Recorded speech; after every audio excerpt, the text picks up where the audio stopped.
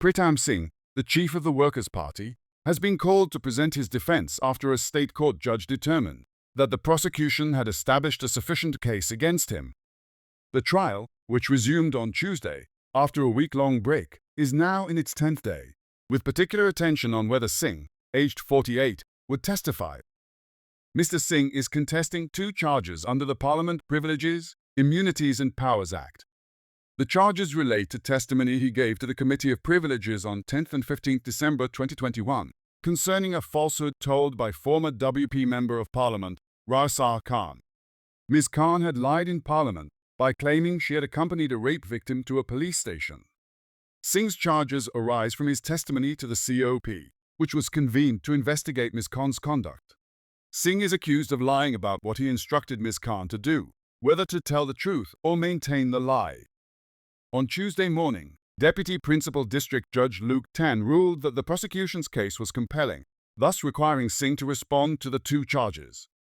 He delivered a succinct oral judgment addressing the defense's claims of no case to answer. The prosecution, led by Deputy Attorney General Ang Cheng Hock, concluded its case during the first tranche of hearings in October, presenting 4 witnesses: Khan, WP cadres Lo Pei Ying and Yudhishthira Nathan, and former WP Secretary General Lo Thea Kiang. The prosecution did not call its final witness, an investigation officer, as both parties agreed on a set of facts regarding his testimony. Singh's lawyer, Andre Jumabhoy, completed the cross-examination of all witnesses, consistently challenging Khan's credibility by highlighting inconsistencies in her statements. He also portrayed her as a persistent liar. The defense indicated it would submit written arguments, asserting that there was no case for Singh to answer regarding the first charge, but not the second. Subsequent to the prosecution's presentation, the defense filed written submissions on 30th October, claiming that Singh had no case to answer for both charges. Judge Tan instructed both parties to address him on specific wording in the charges. He noted that some phrases used in the allegations against Singh did not appear in the excerpts of his testimony before the COP. In written submissions, the prosecution maintained that the current charges should remain unchanged, urging the court to compel Singh to defend himself, while also suggesting amendments if necessary. Jumabhoy contended that both charges should be dismissed, as they failed to clearly delineate the questions posed by the Committee of Privileges or Singh's alleged falsehoods. What the prosecution is essentially doing is conflating what is required for the purpose of the charge with what is required for the elements of the offense, he added. Singh's lawyer asserted that Pritam Singh did not use the words that former Workers' Party member Raeesah Khan claimed he said to her after her false statement in Parliament in August 2021. Mr. Jumabhoy stated that Singh did not instruct Ms. Khan to take it to the grave or to continue the narrative, nor did he indicate that he would not judge her for maintaining the lie. He insisted that if the prosecution alleges that Singh lied, they must specify the exact question. This is the question that was asked of you, and this was the false answer you gave during the Committee of Privileges. He stressed that the prosecution could not rely on a fragmented collection of statements not directly attributed to Singh. Jumabhoy contended that the charge of providing a false answer must pertain to a single response to one question, arguing that the prosecution's amalgamation of Singh's answers to the Committee of Privileges was therefore unacceptable. Judge Tan then questioned whether the defense meant that answers to necessary follow-up questions could not be combined and interpreted as a response to what is fundamentally the same question. Mr. Jumabhoy affirmed, stating, "Essentially, yes." The judge pressed further, asking if bit responses or partial answers could be merged and regarded as a single answer to what constitutes, essentially, a single question. Again, Mr. Jumabhoy replied in the affirmative.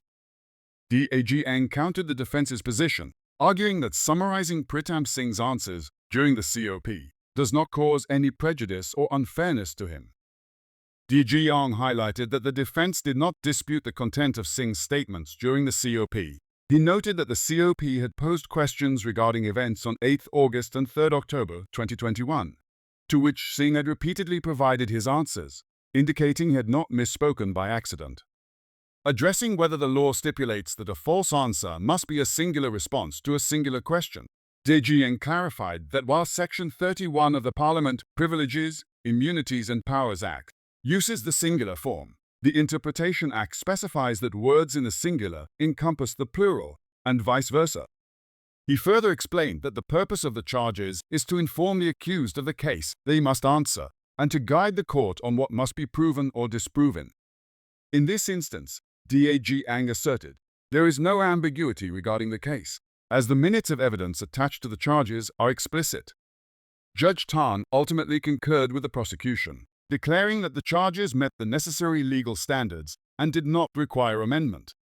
He instructed Singh to stand and stated, "I find that the prosecution has made out a case against you on the charges on which you are being tried." He adds, "There's some evidence that is not inherently incredible that satisfies each and every element of the charges." He informed Singh that he could choose to testify under oath or remain silent. "I elect to give evidence before the court," Singh responded. The second tranche of the trial is set to continue until 13th November. While being questioned in a public hearing at Parliament House in 2021, Singh is alleged to have falsely testified that, at the conclusion of a meeting with Ms. Khan and WP members Sylvia Lim and Muhammad Faisal Abdul Manap on 8 August 2021, he wanted Ms. Khan to clarify in Parliament that her story about accompanying a rape victim was untrue. During a conversation with Ms. Khan on 3 October 2021, he allegedly conveyed that if the matter arose in Parliament, she had to clarify that her story was a lie. The charge sheets, spanning 17 and 20 pages respectively, include excerpts of the transcript from Singh's exchange with Edwin Tong, Minister for Culture, Community and Youth, who questioned him before the COP. Both Singh and Tong are lawyers by profession. Singh faces up to 3 years imprisonment, a fine of up to 7,000 Singapore dollars, or both for each charge. The Attorney General's Chambers has previously indicated that if convicted, the prosecution will seek fines for each charge.